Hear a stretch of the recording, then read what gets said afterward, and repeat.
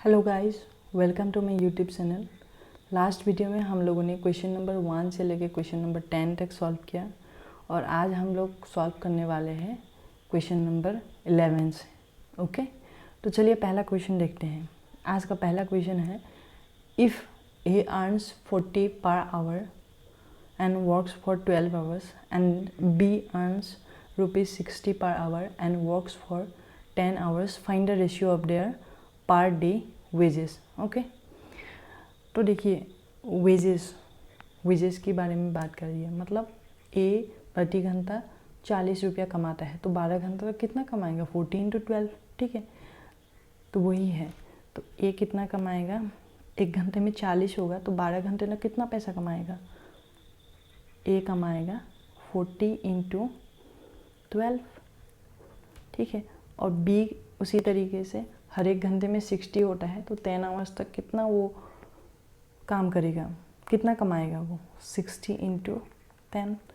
और फिर पूछ रहा है कि ये टोटल वेजेस जो एक दिन का वेजेस निकल के आया उनका रेशियो निकालिए। रेशियो 12 से 5 टाइम्स गया, 5 से 8 गया, 2 4 जा 8, 2 5 जा 10।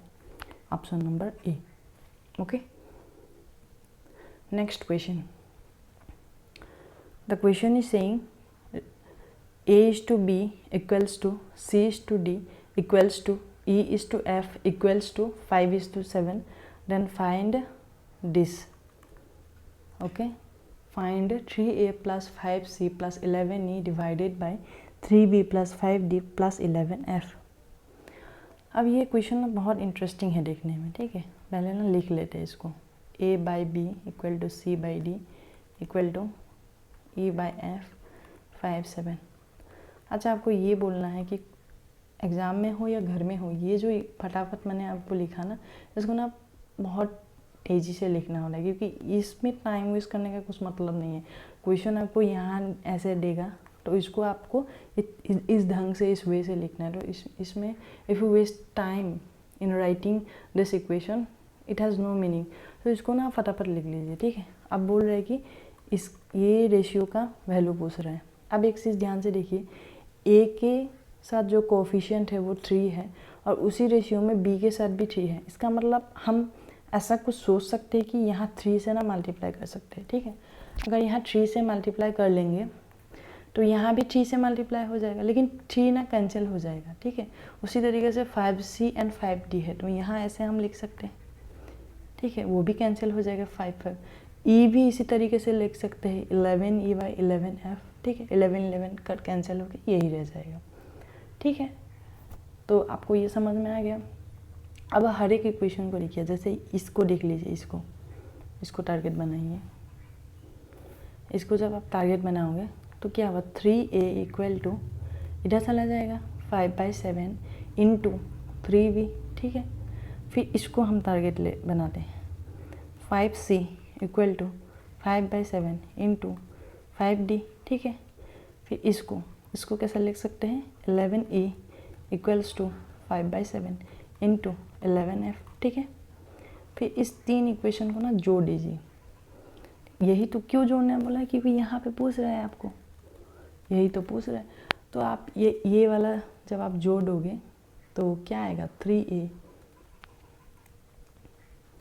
Plus 5C plus 11E equals to, यहाँ पे ना आप 5/7 कॉमन ले सकते हैं, 5/7 into 3B plus 5D plus 11F। Okay, तो जब इसको इससे डिवाइड करोगे क्या आएगा? 5/7। ओके, तो आंसर भी 5/7। अभी ये क्वेश्चन ना आप अभी रख लीजिए। ऐसा अगर कोई भी क्वेश्चन अगर आने वाला टाइम में एग्ज़ाम में आए तो आपको सोचना नहीं है, क्योंकि यहाँ पे सेम कोफिशिएंट है ए के साथ, A by B। ठीक है, A by B, तो A by B में देखिए 3A 3B हो रहा है, यहाँ पे 5C 5D हो रहा है, यहाँ पे E एंड F के बीच क्या है? 11E 11F, तो इसमें भी रेशियो वही होगा। ठीक है, तो डायरेक्टली आप मार्क कर सकते हैं। ठीक है, इसको ना ऐसे आप इसको आप घर से ही ना रट के जाइए। इसको ना एक फॉर्मूला बना लीजिए, फॉर्मूला डिराइव्ड एट होम। मैंने इसको नाम दिया है फॉर्मूला डिराइव्ड एट होम। और ये ऐसा ही नहीं आया है, इसका कुछ लॉजिक है। ये लॉजिक ये है, इसका जो बेसिक है ना, ये क्यों होता है ऐसा 5/7, ये इसीलिए होता है। ठीक है, तो चलिए अगला क्वेश्चन देखते हैं। Question number 13। Question number 13 is saying 2 times of A salary is 5 times of B salary and 4 times of B salary is twice C's salary। तब बताइए A का सैलरी कितना है अगर C की सैलरी 1600 रुपीज़ है। जो भी बोल रहा है ना हम फटाफट लिख लेंगे, हम सोचेंगे नहीं, हम लिख लेंगे। जब तक आप नहीं लिखोगे you will not able to proceed. तो लिख लीजिए, जो भी बोल रहा है लिख लेना है, क्योंकि अभी जो पैटर्न चल रहा है, क्या चल रहा है अभी पैटर्न चलेगा 15 questions in 25 questions in 15 minutes मतलब अभी आप देखिए 2 मिनट भी आपको नहीं मिल रहा है, ठीक है, 2 मिनट भी नहीं मिल रहा है। हो सकता है आपको 1.5 मिनट लगभग मिल रहा है, लगभग 1.5 मिनट एवरी क्वेश्चन और 1.5 मिनट मिल रहा है, ठीक है। अब एक सोचिए 1.5 मिनट हर एक क्वेश्चन का। अब एग्जाम में 25 क्वेश्चन आएगा, 25 क्वेश्चन आएगा, तो 25 क्वेश्चन में हर एक क्वेश्चन का 1.5 मिनट ही ना दोगे। ऐसा एक क्वेश्चन आएगा जो हो सकता है कैलकुलेटिव है और थोड़ा डिफिकल्ट ट्रिकी है, उसमें 2-2.5 मिनट भी लग सकता है, ठीक है। तो 25 में से मान लीजिए 5 क्वेश्चन ऐसा है तो थोड़ा सा सोचने वाली हो गया, ठीक है, तो उसमें ना 2 मिनट भी लग सकता है। और बाकी 20 क्वेश्चन को आपको कैसे करना पड़ेगा, 1.5 मिनट नहीं, इसमें आपको 30 सेकेंड ले लीजिए या तो 40 सेकेंड लीजिए, 1 मिनट ले लीजिए, ताकि ये जो मुश्किल वाला सवाल है, डिफ़िकल्ट ट्रिकी वाला सवाल है, उसके लिए आपको टाइम बच जाए। उसके लिए ऐसा जो शॉर्ट क्वेश्चन है ना, उसको आपको सोचना नहीं है, इसमें कुछ सोचने वाली नहीं होता है। जो बोल रहा है वो हम लिख देंगे, ठीक है। तो चलिए हम लोग क्या बोल रहे हैं, let's write it down. 2A = 5B, ठीक है। तो इससे ना मैंने आपको पहले भी बोला था A और B का जो कोफिशिएंट है ना, A का कोफिशिएंट ये है, B का कोफिशिएंट ये है। तो डायरेक्टली हम ये भी सोच सकते हैं AB जो होगा ना वो 5:2 होगा। यहाँ से कैसे आया, A/B = 5/2, ठीक है। मतलब A का साथ जो कोफिशिएंट होता है वो हम यहाँ चले जाते हैं, तो A कॉरेस्पॉन्ड करता है 5 एंड B कॉरेस्पॉन्ड करता है 2। उसी तरीके से 4 times of B = 2C, 4B = 2C, मतलब 2B = C, ठीक है। तो B और C के बीच क्या रेशियो निकला, यहाँ 1 है, B कॉरेस्पॉन्ड्स टू 1, तो 1:2, ठीक है। अब ये हो गया, B C में हो गया। यहाँ पे अब देखिए B का वैल्यू ना यहाँ 1 है और इसमें 2 है, तो इसको 2 बनाना पड़ेगा, तो 2 × 4 लिख सकते हैं। तो ये दोनों को ना आप जोड़ दीजिए, दोनों इक्वेशन को अभी जोड़ दीजिए। जोड़ने के बाद क्या आएगा, A/B/C का जो रेशियो है वो आएगा 5:2:4, ठीक है। मैं यहाँ लिख लेती हूँ, A, B और C के बीच जो भी रेशियो आया वो आया 5, 2 एंड 4। अब 4 जो है वो C की वैल्यू है। अब C की एक्चुअल वैल्यू कितना है, C की एक्चुअल वैल्यू 1600। मतलब ये जो रेशियो 4 दिया हुआ है क्वेश्चन में वो एक्चुअल की तरफ कंपेयर करेंगे, मतलब 400 गुना इसको करना पड़ेगा, तभी हम ये रेशियो जाके एक्चुअल बन जाएगा, ठीक है। 4 एक क्या है, रेशियो है, वो एब्सोल्यूट वैल्यू नहीं है। एब्सोल्यूट वैल्यू को पाने के लिए इसको 400 गुना करना पड़ेगा। उसी तरीके से A को भी 400 गुना करना पड़ेगा ना, तभी तो A की एक्चुअल सैलरी आ जाएगी। तो 400 गुना कर दीजिए, 400 गुना कर दीजिए, करने के बाद क्या आएगा, 2000 आएगा, ठीक है। तो ऑप्शन नंबर A। अभी देखिए इसमें से तो सबसे छोटा वाला है ना, स्मॉलेस्ट रेशियो, वो पूछ रहा है 1/3। 1/3 मतलब 33% लगभग। हम 33.33% है, लेकिन मैं 33% लिख रही हूँ, ठीक है। और 2/5 वी नो, 2/5 का मतलब क्या होता है, 2/5 को 100 से मल्टीप्लाई करिए, 520 × 100, 22 × 40, ठीक है। ये 40 पे ये ना आपको रटा हुआ रहना चाहिए, 3/4 निकालना नहीं है। 75%, 1/2 50% होता है ये। तो सबसे छोटा परसेंटेज कौन दे रहा है, ये। तो ऑप्शन नंबर ए। तो ऑप्शन नंबर ए सबसे छोटा होगा। अभी देखिए ये ना इजी और आपको इजी रेशियो था, इसीलिए मैंने ऐसे निकाल लिया। ठीक है, कभी कभी ना ये रेशियो इतना इजी नहीं होता है, तब आपको कैसे करना है वो भी देख लीजिए। ये पहला मेथड है, जब ऐसे इजी रेशियो होगा तो आप परसेंटेज मेथड से कर लीजिए। ये क्या मेथड है? ये है परसेंटेज मेथड। परसेंटेज मेथड से आपने कंपैरिजन किया है। ओके, अब अगर मान लीजिए कल को डिफरेंट रेशियो आया, थोड़ा सा बड़ा, तब आप कैसे करेंगे? तब आपको यूज़ करना है एलसीएम मेथड। एलसीएम मेथड से नंबर्स बहुत इजीली आ जाएगा। ठीक है, अभी देखिए 1/3, 2/5, 3/4, 1/2। अब ये रेशियो को हम कंपेयर कर सकते हैं? नहीं कर सकते।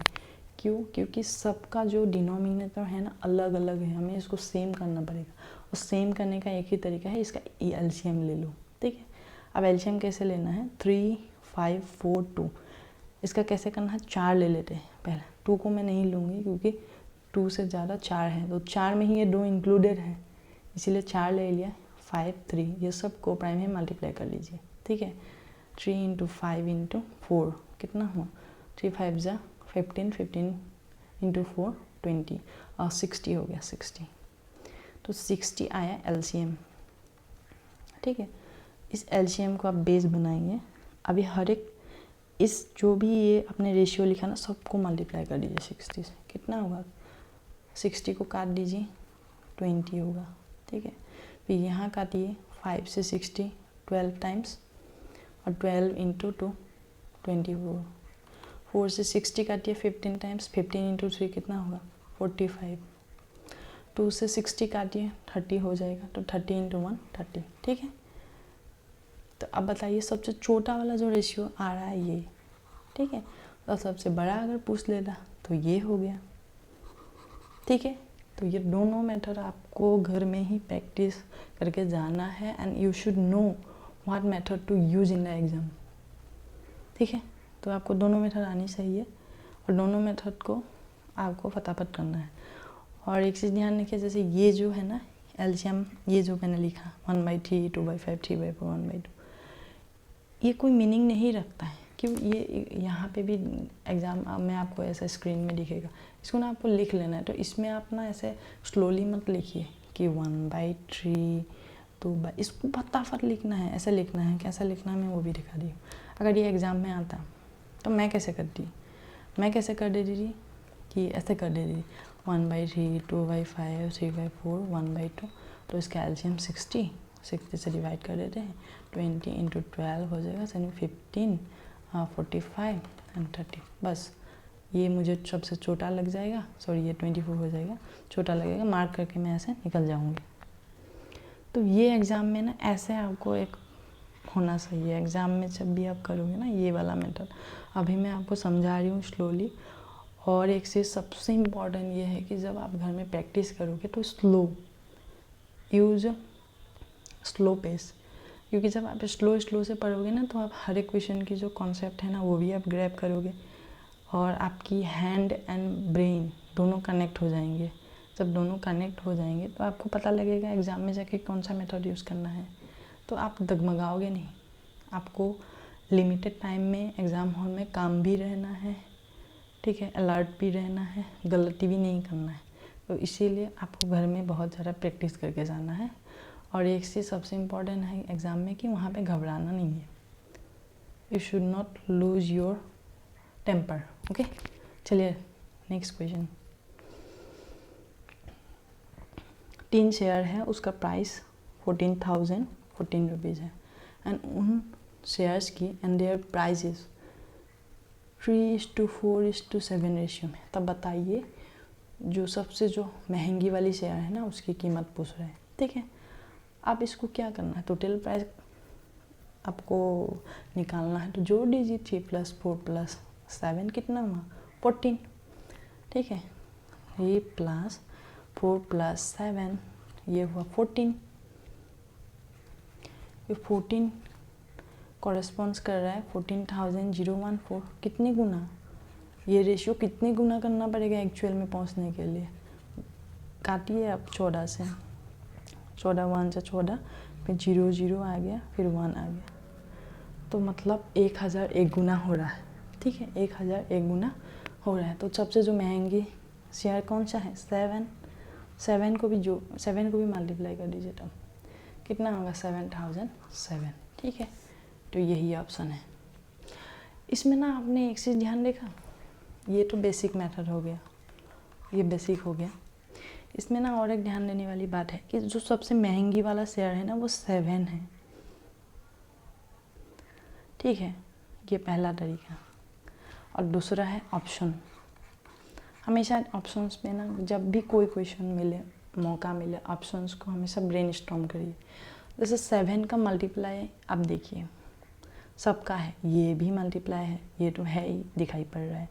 इसको भी आप देखिए, 7 7 जा 49, 1 हो गया, 1 यहाँ रहेगा, 7 1 जा 10, 7 5 जा 35, मतलब ये भी हो रहा है और ये भी हो रहा है, क्योंकि 7 1 जा 7, 3 यहाँ रह गया, 7 4 जा 21, 7 3 जा, मतलब तीनों ऑप्शन पे आपको 7 से डिवाइड हो रहा है। तो आप ना ये जो मल्टीपल वाला फैक्टर नहीं निकाल सकते, क्योंकि ये भी 7 का मल्टीपल है, ये भी है, ये भी है। अगर ये चारों ऑप्शन में ऐसा होता कि सिर्फ पहला ऑप्शन ही 7 का मल्टीपल होता तो आप ये मार्क कर सकते थे। ठीक है, प्रोवाइडेड एक कंडीशन है कि ये जो आप टोटल आप वैल्यू निकाल रहे हो 14, ठीक है, ये भी एक कट होना चाहिए। क्या पता वो भी पॉइंट में आ जाए, वो पॉइंट में आता तो ये भी पॉइंट में आएगा, अब ये भी पॉइंट में आएगा तो ये राउंड ऑफ होगा। अब जब राउंड ऑफ हो जाता है तो आप डिजिटल ये मल्टीपल वाला मेथड यूज़ नहीं कर सकते। तो मेक श्योर जब आप टोटल वैल्यू दिया है क्वेश्चन में तो वो कितना एब्सोल्यूट गुना हो रहा है कि नहीं, पूरा का पूरा डिवाइड हो रहा है कि नहीं। अब पूरा का पूरा डिवाइड हो रहा है इस क्वेश्चन में। अगर बाकी सारा ऑप्शन 7 का मल्टीपल ना होता तो आप पहला ऑप्शन टिक करके निकल जाते। ठीक है, ये मैं बोनस टिप आपको मैं बता दिया हूँ। ठीक है, ये हर एक क्वेश्चन पे होगा रेशियो का। नेक्स्ट क्वेश्चन देखिए, क्वेश्चन नंबर 16। XYZ का जो रेशियो है 3:4:5, तब बताइए x/y/y/z/z/x। वो लिख लेते हैं पहले जल्दी से, 3/4, 4/5 एंड 5/3। मैं फिर से बोल रही हूँ कि ये लिखने में ना टाइम वेस्ट मत करिए। ठीक है, अब देखिए 4 5 3 तीनों को प्राइम है। जब 3 को प्राइम नंबर का एलसीएम लेना है तो कुछ सोचना नहीं है, मल्टीप्लाई कर दीजिए। कोई भी को प्राइम नंबर 7 को प्राइम नंबर्स दे दिए आपको फॉर एग्जांपल, तो 7 को प्राइम नंबर का एलसीएम कैसा है, सोचना नहीं है, मल्टीप्लाई कर दीजिए, वही होगा। ठीक है, तो 4 5 3 का कॉमन मल्टीपल और फैक्टर्स नहीं है, कॉमन फैक्टर्स नहीं है, तो कितना होगा, इस तीनों को मल्टीप्लाई कर दीजिए। 4 × 5 20, 20 × 3 60 हो गया एलसीएम। ठीक है, अब हर एक रेशियो को ना 60 से मल्टीप्लाई कर लीजिए। ठीक है, अब हर एक रेशियो को 60 से मल्टीप्लाई करने से उनकी जो रेशियो की वैल्यू होगा वो चेंज नहीं होता है, इसीलिए हम ऐसा करते हैं। ठीक है, आप देखिए यहाँ पे भी 60 मल्टीप्लाई करिए, यहाँ पे भी 60, कुछ चेंज हुआ नहीं हुआ, क्योंकि फिर से ये कट हो जाएगा, इसीलिए हम ऐसा करते हैं, एलसीएम से मल्टीप्लाई करते हैं। ठीक है, अब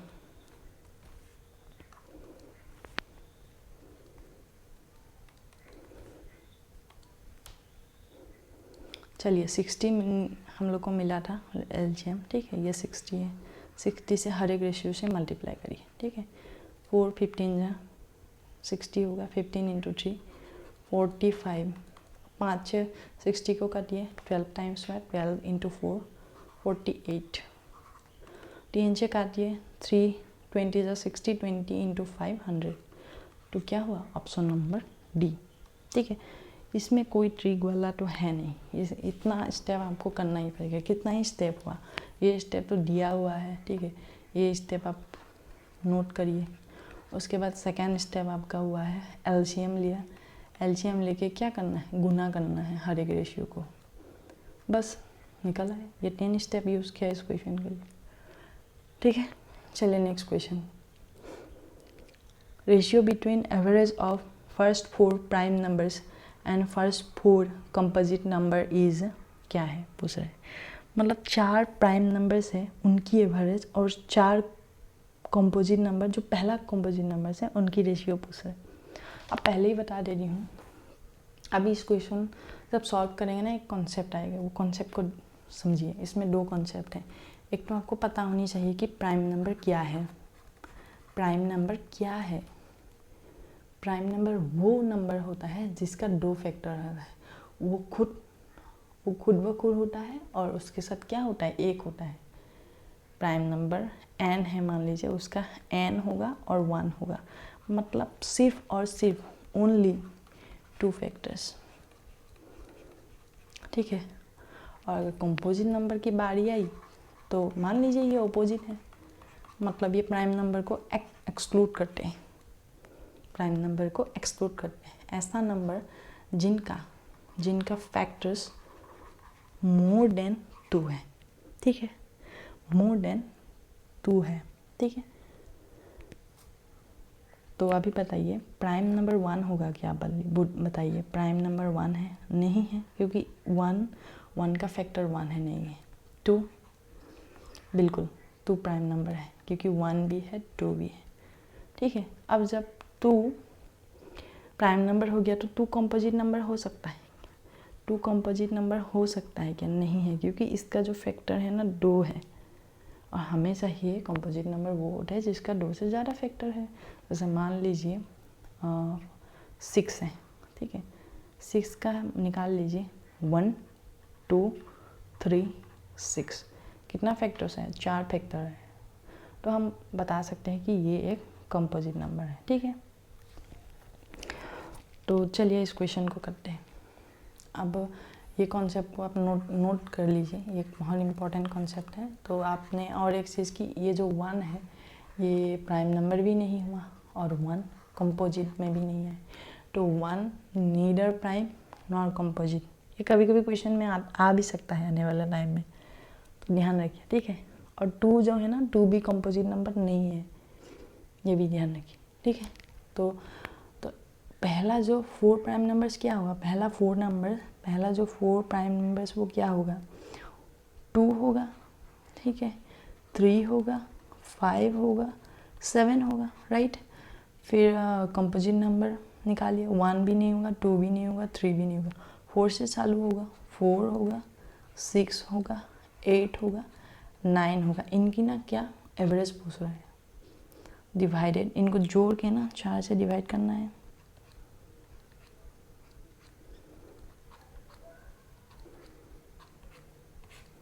अब 4 ना कैंसिल हो गया, इसलिए मैं ना एग्ज़ाम में इसको लिखते ही नहीं थी, क्योंकि दोनों अगर ऐसा पूछता कि पहला 5 प्राइम नंबर पूछता और डिनोमिनेटर में पूछता कि पहला 4 कंपोजिट नंबर, तब क्या करते ना मैं, तब मुझे लिखना पड़ता। लेकिन अभी 4 यहाँ पे कॉमन आ रहा है, देखिए ये क्वेश्चन की क्रक्स है, 4 और 4 आ रहा है। तो जब 4 आया ना, तो हम एग्ज़ाम में ना ये नहीं लिखेंगे, बस इतना को जोड़ देंगे, ठीक है। आप जोड़िए, 2 + 3 + 5 + 7 कितना हुआ? 7 + 5 12, 12 + 3 15, 15 + 2 17, ठीक है।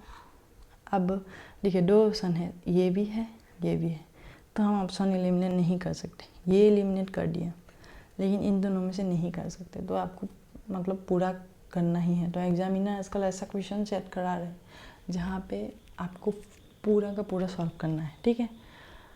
तो इसको जोड़ दीजिए, 4 + 6 10, 10 + 8 18, 18 + 9 27, ठीक है। तो option number B. Next question,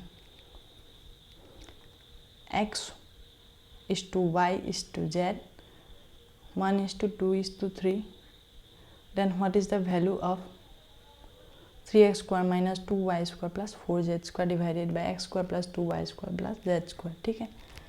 तो लिख लीजिए, इसमें कुछ नहीं है, ठीक है। इसमें इक्वेशन को फटाफट लिख लेना है।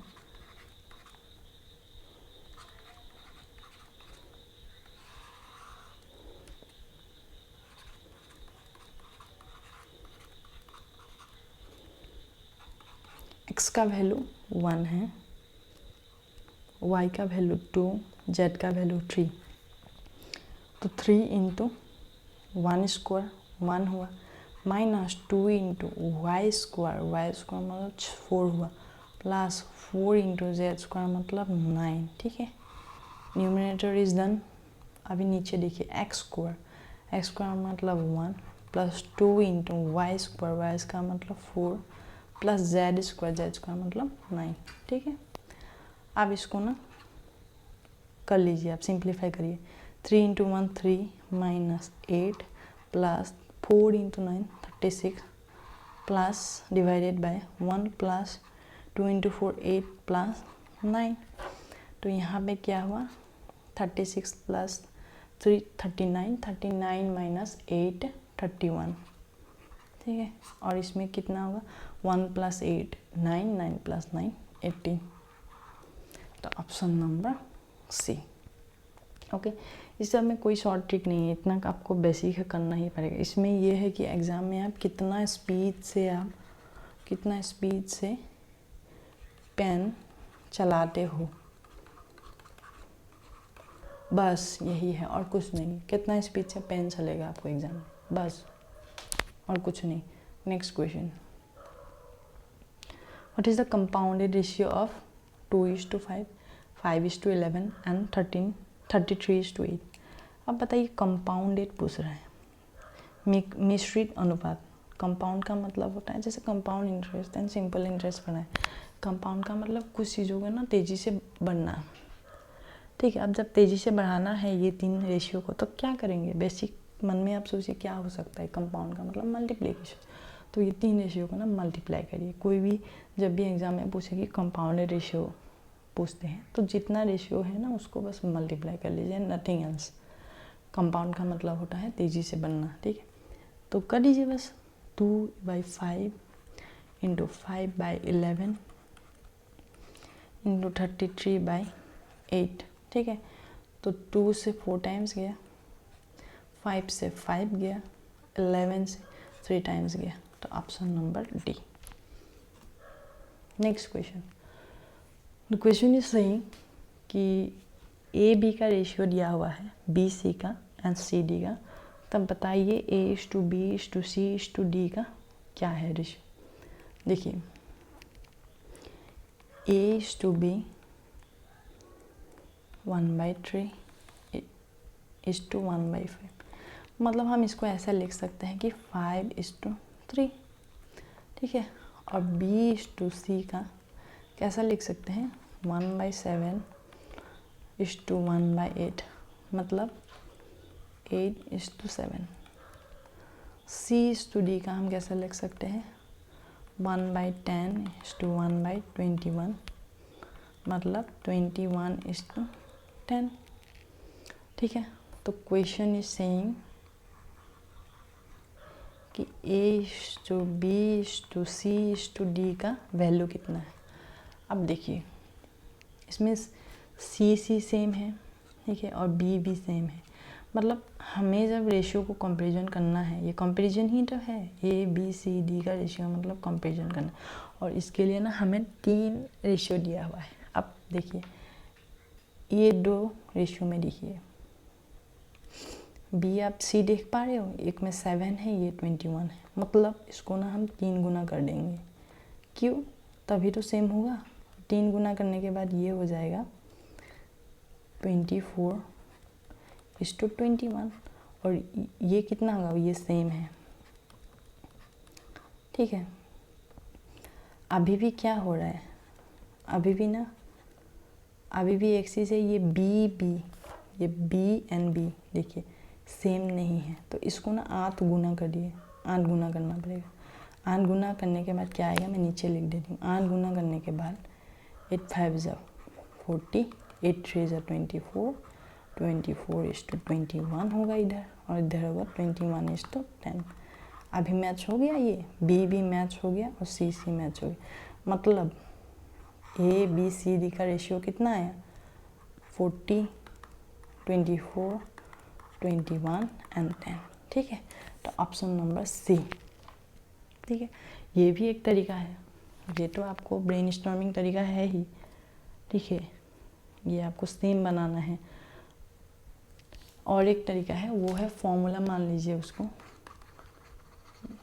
फॉर्मूला मान सकते हो। सेकंड नंबर तरीका भी याद करके जाइए, क्योंकि ना कभी कभी यूज़ होता है, वो भी यूज़ होता है। कभी कभी क्या हो, अभी ये छोटा रेशियो है तो आप फटाफट मल्टीप्लाई कर रहे हो, ठीक है। अगर बड़ा रेशियो होता तो तब क्या करते, ठीक है। उसके लिए देखिए क्या है, डायरेक्ट निकालने का तरीका है वो।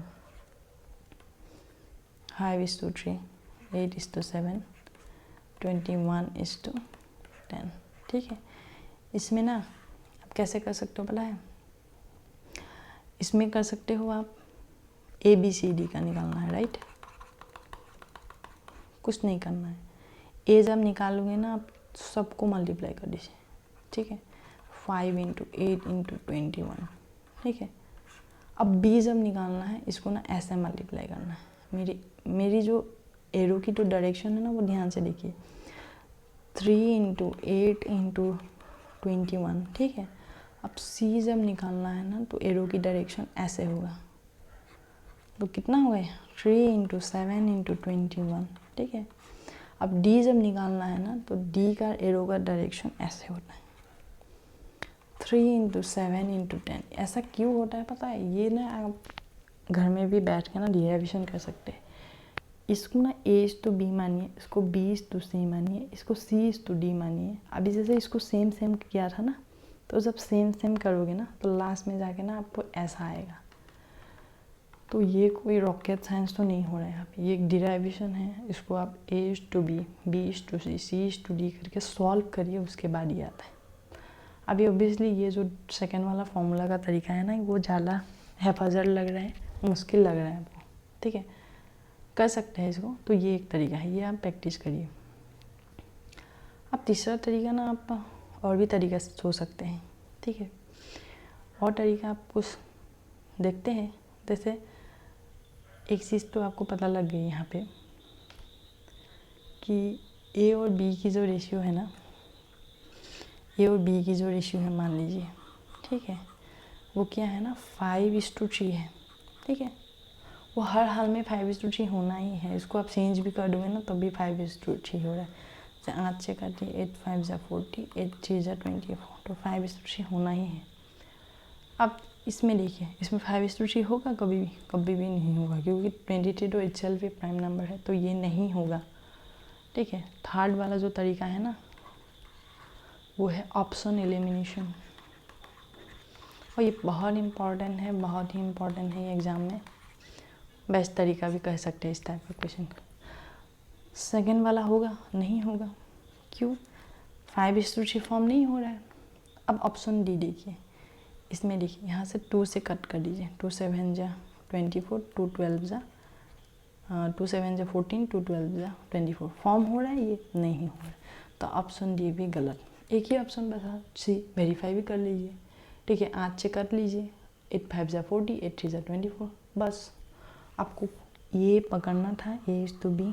A:B क्या है 5:3 है, और 5:3 कौन सा इक्वेशंस में बन रहा है देखिए, इसमें भी नहीं बना, इसमें भी नहीं बना, इसमें भी नहीं बना सिर्फ ऑप्शन नंबर सी में, दैट्स इट, ठीक है।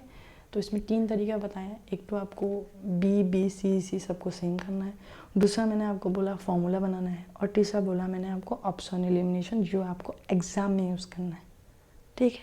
चलिए नेक्स्ट क्वेश्चन।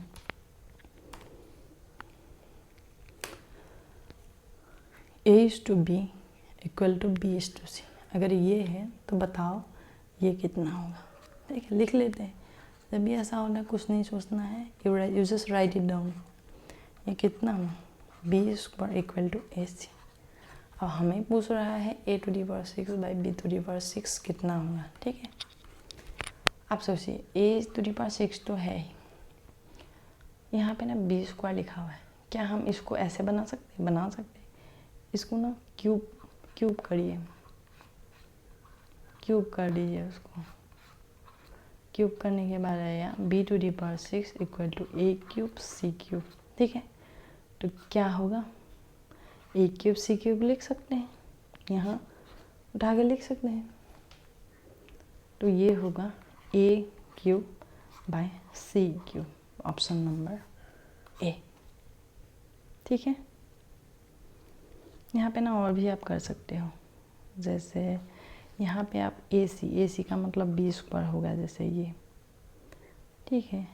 ये बी स्क्वायर हो गया, यहाँ पे पुट करिए बी क्यूब ए सी का मतलब है बी स्क्वायर, ये तो B/2 आ गया, ऐसा तो नहीं दिख रहा है तो ये भी नहीं होगा। ठीक है, और ये आप नहीं कर सकते, ठीक है, ये भी नहीं कर सकते हैं आपको, क्योंकि A⁴ इस टू B⁴ पूछ रहा है। ऐसा तो ही ना इसको लिख देंगे आप A³ इस टू B³, ये तो 6 है, ठीक है, और ये यहाँ पे भी 6 है, तब ये कैसे हो सकता है A³ B³, तो ये भी नहीं हो सकता है, ये भी कैंसिल कर दे दी। ठीक है, अब देखिए यहाँ पे भी A है, यहाँ पे भी B है, इसको स्क्वायर कर लिया है, मतलब ऐसा ये क्या बोल रहा है ना, ये दो लास्ट का 2 ऑप्शन वैसे भी नहीं, क्यों नहीं होगा। अब बताइए, मैंने लिखा 1/2 इस टू दी पावर 6, ठीक है, ये कभी भी इसके बराबर हो सकता है क्या, बताइए, नहीं हो सकता है। और डी ऑप्शन बोल रहा है ये है, ये ऑप्शन तो आप फटाफट एलिमिनेट कर दीजिए, ऑप्शन सी ऑप्शन डी। ठीक है, रह गया ऑप्शन ए बी में, तो ए बी में आप B/1 नहीं हो ये, ठीक है, B/1 ये हो ही नहीं सकता, तो एक ही ऑप्शन बचा है ये। थोड़ा ना ब्रेन स्टॉर्म भी करिए आप, ये तो है ही एवर्ग्रीन तरीका, लेकिन ये भी आपको खुद सोचिए, इसको ऑप्शंस के साथ आप खेलिए थोड़ा। ठीक है, चलिए नेक्स्ट क्वेश्चन।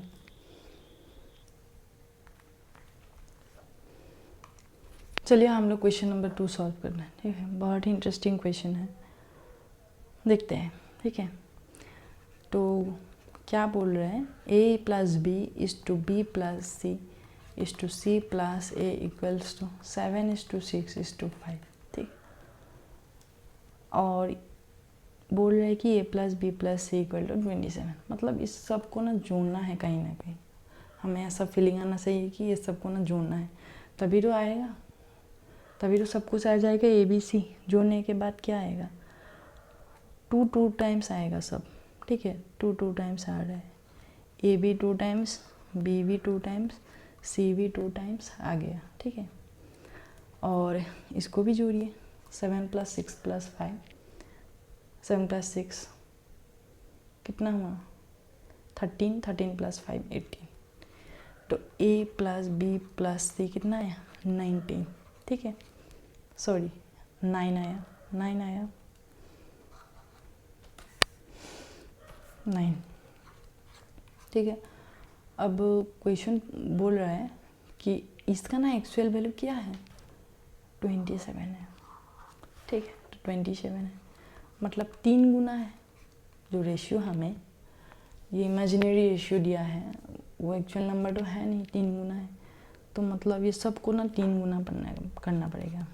ठीक है, A + B भी 3 गुना हो जाएगा, 3 गुना होगा, 3 गुना होने के बाद ये कितना आएगा, 21 आएगा। ठीक है, और उसके बाद नेक्स्ट कितना आएगा, B + C 18 आएगा, C + A को भी 3 गुना करिए, 15 आएगा। ठीक है, तो आगे ये एक्चुअल वाला आ गया अभी। ठीक है, एक्चुअल वाला आने के बाद यहाँ से क्या निकल गया है, C निकल गया है, क्योंकि 27 में से ये 27 है। ठीक है, 27 क्या है, A + B + C का टोटल वैल्यू है, तो टोटल वैल्यू से ये माइनस कर दोगे तो C आएगा 6। ठीक है, अब B + C 18 है, ये टोटल वैल्यू है, यहाँ से आएगा A कितना आएगा, 27 - 18 9। ठीक है, यहाँ है C + A 15, टोटल कितना है 27, यहाँ से निकल के आएगा B कितना है 27 - 5 12। ठीक है, अब देखिए यहाँ पे ना सबसे ध्यान देने वाली बात, हम एग्ज़ाम में क्या करेंगे, पूछ रहा है कि 1/A 1/B 1/C कितना होगा, तो हमें दिख गई 6 9 12, तो एग्ज़ाम में क्या करते हैं बहुत सारे स्टूडेंट 1/6 1/9 1/12 करके निकाल देंगे, लेकिन ये गलत है। क्यों गलत है, ये गलत इसलिए है क्योंकि देखिए A यहाँ पे है, ये A नहीं है, यहाँ पे बोल रहे हैं 1/A, मतलब 1/A का मतलब ये तो गलत है, तो सही वाला क्या होगा, 1/A कितना हुआ 1/9, 1/B ये नहीं है, ये भी नहीं, ये है 1/12। सी ये है 1/6, ठीक है। अब सबका एलसीएम ले लीजिए, ठीक है। कितना होगा 36 होगा इनका एलसीएम, साफ साफ आ रहा है। तो 36 मल्टीप्लाई कर लीजिए, 9 4 जा 36, 12 3 जा 36, 6 6 जा 36, ठीक है। तो option number C. Okay, interesting question है, ऐसा क्वेश्चन आने का चांस है ये, ठीक है। चलिए अगला क्वेश्चन देखते हैं। अगला क्वेश्चन A/B/C का रेशियो दिया हुआ है और पूछ रहा है A/B = B/C = C/A कितना होगा, ठीक है। तो हम डायरेक्टली लिख लेंगे, A/B को लिख लेते हैं। इसको तो मैं डायरेक्टली लिख सकती हूँ 1/4/1/3, मतलब 3/4 है ये, ठीक है। और B/C का मतलब होता है 2:3 और C/A का मतलब होता है 1/2/1/4, मतलब 4/2। लेकिन अभी मैं लिख रही हूँ, एग्जाम में ऐसे ही आपको लिखना है, जल्दी से लिखना है। तो 1/4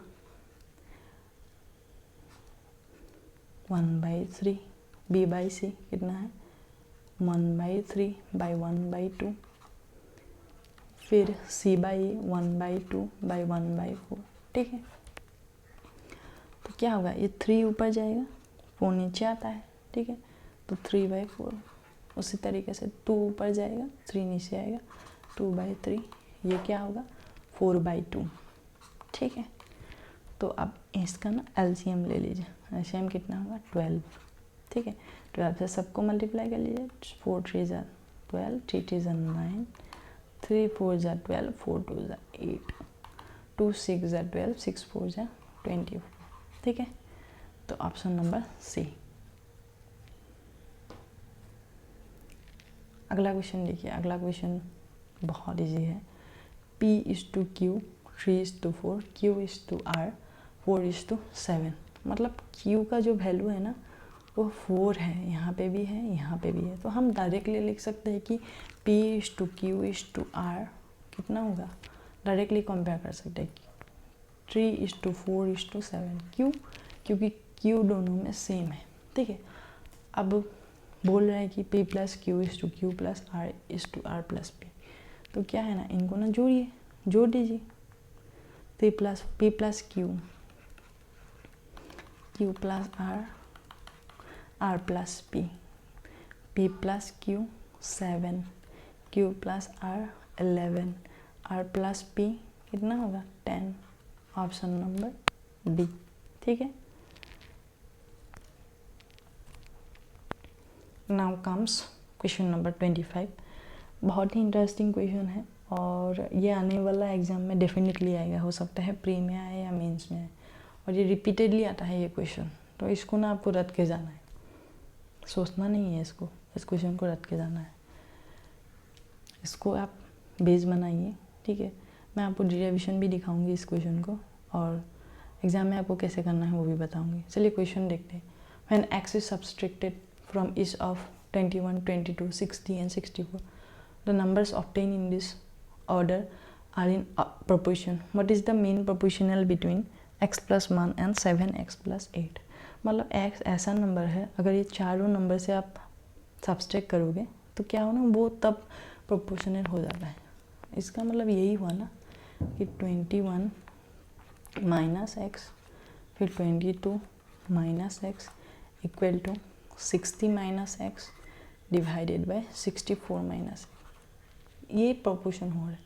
तो तब पूछ रहा है मीन प्रोपोर्शन। मीन प्रोपोर्शनल मैं पहले भी बोली हूँ, ये root over mean proportional root over under root x + 1 × 7x + 8।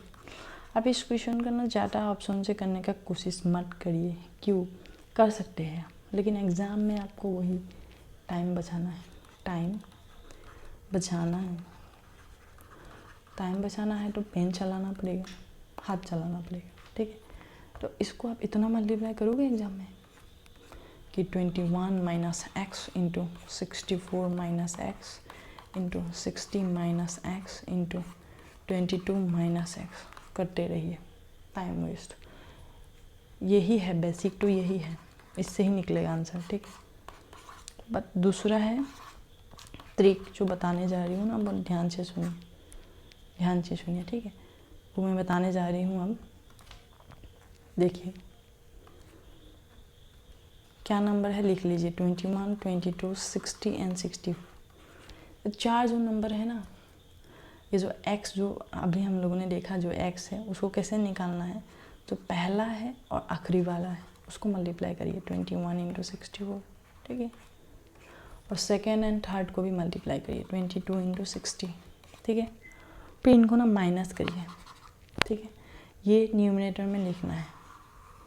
Denominator में क्या लिखना है, डिनोमिनेटर में लिखना है, इनको ना जोड़ दीजिए 21 प्लस 64, ठीक है। फिर से माइनस साइन लगाइए, फिर इनको जोड़िए 22 इंटू 60, ठीक है। ये होगा आंसर। तो इसको मल्टीप्लाई करिए, ठीक है। यहाँ नीचे कितना होगा 85, यहाँ नीचे कितना होगा, यहाँ जोड़ रहे हैं आप, ठीक है। यहाँ होगा 82, तो नीचे रह गया है 3, ठीक है, नीचे 3 रह गया। अब 3 से ना इसको कट कर दीजिए, यहाँ लिख रही हूँ 3 से जब आप काटोगे इसको तो 7 इंटू 64 माइनस 22 इंटू 3 से 60 को काटोगे तो कितना होगा 20 होगा, ठीक है।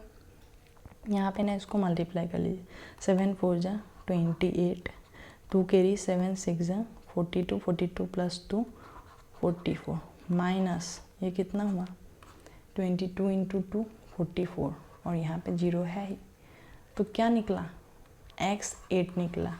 जो x की वैल्यू है वो 8, ठीक है। x की वैल्यू अभी आया 8, x की वैल्यू 8 आ गया, तो अभी x आया 8।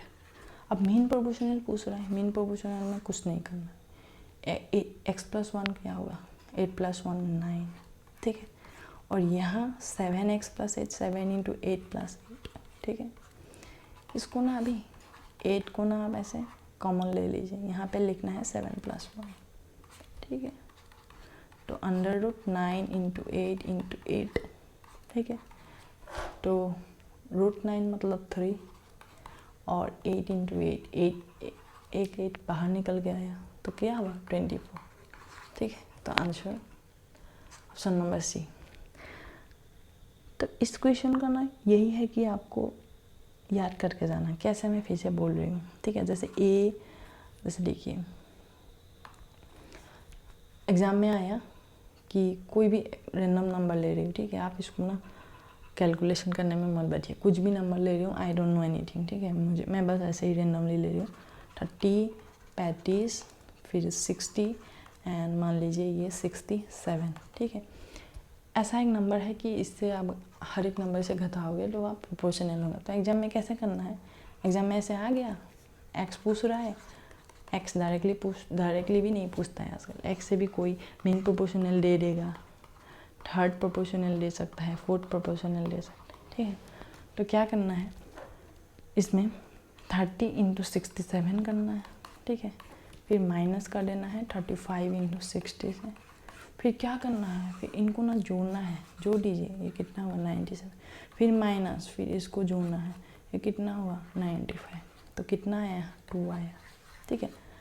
या तो इसको सॉल्व करिए, 2 से काट दीजिए फिर सबको, 15 इंटू 67 माइनस 35 इंटू 30, ठीक है। तो 15 कॉमन ले लीजिए। और लो ये गलत आया क्योंकि मैंने ये रैंडमली पढ़ा, मैं आपको ये बोल रही हूँ कि इसको ऐसे सॉल्व करना है, ठीक है। तो ये बहुत ही इम्पोर्टेंट सवाल है एग्ज़ाम के लिए, ये इम्पोर्टेंट है, इम्पोर्टेंट फॉर एग्ज़ाम, ठीक है। ये बहुत इम्पोर्टेंट एग्ज़ाम है, इसको आप ध्यान में रखिए। चलिए आज के लिए इतना ही, थैंक यू।